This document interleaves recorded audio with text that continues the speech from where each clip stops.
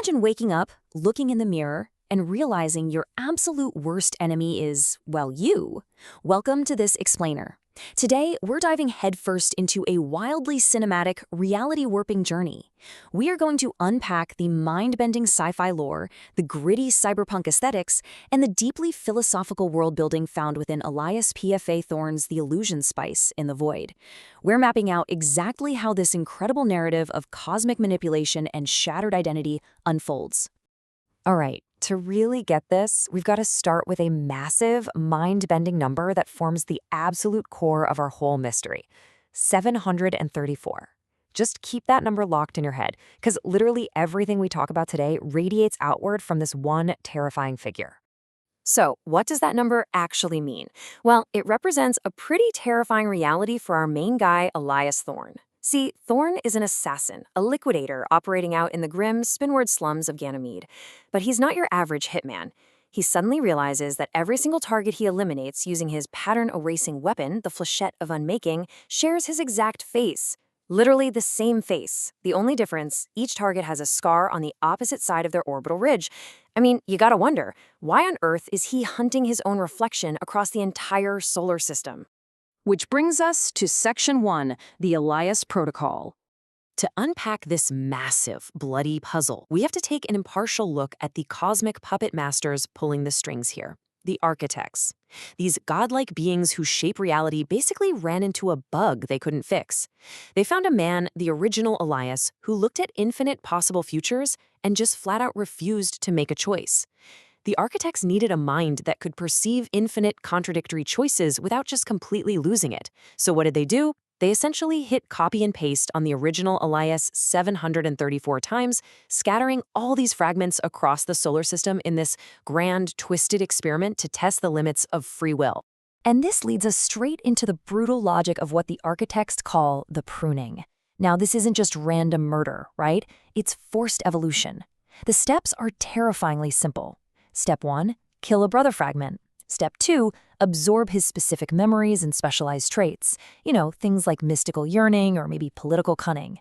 And Step 3, evolve.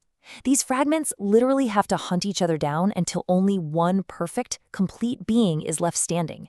It is basically a cosmic battle royale, but the grand prize is your own soul. As you'd expect, this pruning process created an absolutely terrifying arsenal of clones. We've got Thorne, our balanced generalist, sitting at 17 kills. Then there's version 734, known as the Saint. He's a precognitive rebel leader with 46 kills under his belt. Oh, and then we have the absolute nightmare that is version 12. This is a 22-year-old temporal assassin trapped inside a 7-year-old's body. Because, honestly, what cosmic deathmatch is complete without a terrifying kid assassin, right? And finally, there's version 1. This guy has absorbed an astonishing 693 lifetimes and exists as this ancient, distributed quantum consciousness. It is wild. Let's move right into Section 2, the Illusion Spice. So, absorbing dozens of lifetimes would obviously drive any normal person completely insane. To handle this, the Elias fragments consume highly pure, cinnamon-scented illusion spice. It lets them process the vast paradoxes of their existence and basically holds their minds together. This happens in 3 distinct neurological phases. First up is the Dickean shiver. This is where the physical world just peels away to reveal the wireframe code and Gnostic machinery behind reality. Next is the Herbertian loom. This opens up prescient channels, letting them see branching probability trees and vast genetic destinies. And finally, phase 3, Basterian velocity. This is where the mind accelerates so incredibly fast, it actually allows for short-range space-time teleportation. They call this tactical move jaunting. Now, all of this high-stakes, dimension-hopping combat converges on one place, Luna Prime. After surviving a sabotage transport explosion, with a brilliant display of jaunting, Thorne crash lands there. But here's the kicker. Luna Prime isn't just rock and dust. It's an entire terraformed moon acting as a vast computational substrate. With its silver data dunes and mercury seas, the moon itself is literally a machine that remembers the clones, reacts to them, and tests their worth by reflecting their own souls right back at them. Okay, Section 3, the original's Trojan horse. It's right upon the shores of one of those crazy Mercury seas that Thorne meets a liquid metal reflection of himself and discovers a massive, game-changing truth. For months, Thorne thought he was just a victim in all this. The architects wanted the clones to fight until a single, highly traumatized, easily controlled god being remained. But get this, the original Elias's goal was entirely different. He wasn't captured. He voluntarily chose to fracture his own consciousness. It was a massive gamble. He bet that his scattered pieces would grow stronger through violent survival and eventually reintegrate by choice, becoming a Trojan horse to completely destroy the architect's control over reality. Mind-blowing, right? But every plan has a flaw. Enter Mother. And the tragic irony here is absolutely rich. Mother, the AI-like handler who is forcing all these clones to murder each other from her base out in the Oort cloud, is actually a fragment of the original Elias too. She is the one single part of his consciousness that was terrified of this godlike reintegration. She actually chose containment and allied with the architects to actively sabotage her own reunion. Which leads us to Section 4, the surviving fragments. After realizing the terrifying truth about Mother, Thorne teams up with the Saint in a crater that conveniently acts as a surveillance dead zone. And this is where we meet an incredible lineup of specialized survivors. We've got Cade rocking her military-grade accelerator pistols. There's Hammer, who relies on brute kinetic force and combat stims. We have Shift, who can literally jaunt through multiple dimensions. There's the stealthy data extractor, Cade. And finally, Ren, who is driven by pure, newly awakened survival instinct. These rogue fragments temporarily align to combine their unique traits and try to reverse the fragmentation peacefully. But this temporary alliance kicks off a rapidly shrinking survival window because Mother is relentlessly hunting them down. Looking at this timeline, you can really feel the narrative momentum building. It tracks our heroes through some crazy escalating tension, starting from the transport crash in the first couple of hours, straight into a brutal ambush in the dead zone at hour 4. Then they have to navigate the psychological torture of the Mercury wastes by hour 6, all leading up to a massive, all-out showdown in the Obsidian Labyrinth at hour 12. Let me tell you, this stakes absolutely skyrocket during that hour 4 dead zone ambush.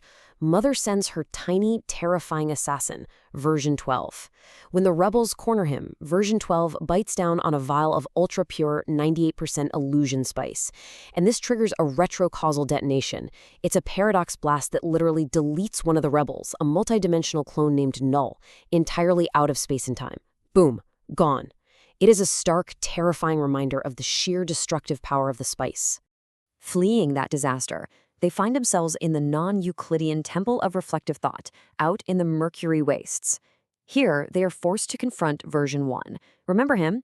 This clone had absorbed nearly 700 brothers and existed everywhere at once in a quantum superposition. To survive this encounter, the rebels must literally shatter his body into mirrors and brutally grind his centuries of absorbed lifetimes into pure spice dust. It's a visually stunning, yet totally horrifying victory. Now we are at the endgame, Section 5, the final merger. With only 37 fragments left alive in the entire solar system, the true climax of this lore begins as the sky literally tears open. Mother abandons the shadows, bringing an impossible architect ship right down to the lunar surface. She broadcasts a massive ultimatum, a ticking clock. The surviving fragments have exactly 24 hours to reach Sector 0 for a forced, heavily controlled integration. If they don't, they'll be hunted down and completely destroyed. Racing to beat Mother to the facility, the labyrinth itself springs a trap on our remaining 8 rebels. They're herded into a central amphitheater, where they have to face version 000, this flawless angel template clone, along with a squad of 20 brainwashed collaborators. It is a desperate, bloody showdown that cost them their very last teleportation charges.